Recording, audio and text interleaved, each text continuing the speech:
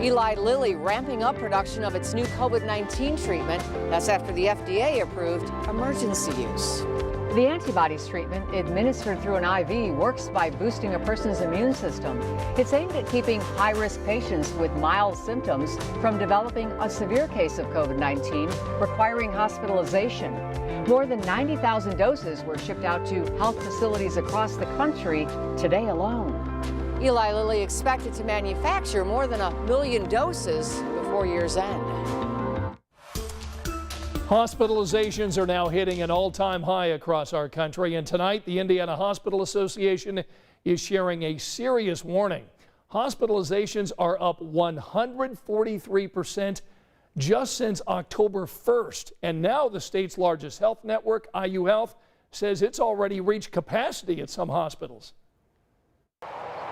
At IU Health hospitals in Lafayette, Frankfort, and White County, our total occupancy in the region is over 100%. Dr. Chris Mansfield is in charge of adult inpatient medicine. When I mean 100% occupancy, that literally means that we're occupying every adult bed in our facility. And other patients are waiting for one. This hospital has turned its ambulance bay into an inpatient holding area until they can be moved to a bed inside. As of midnight Tuesday, there were a record 2,336 Hoosiers in the hospital for COVID-19. Reed Health in Richmond provides medical services to East Central Indiana, and this week they too broke a record. The virus not just tough on patients, but hospital staff as well. The stress of working with the COVID-19 patients, the stress of trying to manage the rest of the system around them to create the space, that introduces exhaustion. As the nation awaits a vaccine, doctors are stressing the same message we've all been hearing for months.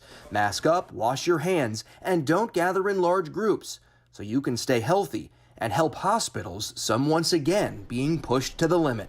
We can't take too much more from a surge standpoint, otherwise we don't have physical space. So we're trying to utilize everything we got the smartest way we can, most efficiently.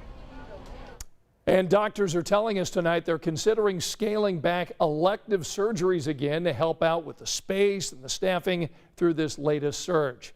Now, just because some areas are seeing a surge in COVID patients does not mean it's happening everywhere. In fact, statewide right now, about 30% of the ICU beds are available, along with 78% of ventilators.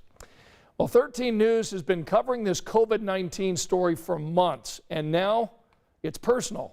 Our friend and colleague Bob Siegel is recovering after a moderate case of COVID-19. Today I asked Bob what he thought when he learned that his test was positive. My first thought was I was scared.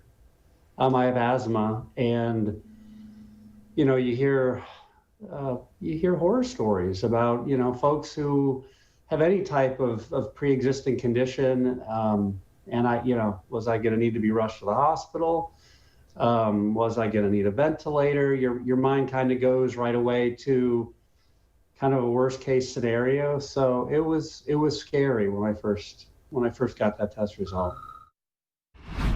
Bob's wife and kids also tested positive for coronavirus. Tomorrow night at 11, Bob will share his experience and, most importantly, tips from his doctor in case you end up testing positive for COVID-19.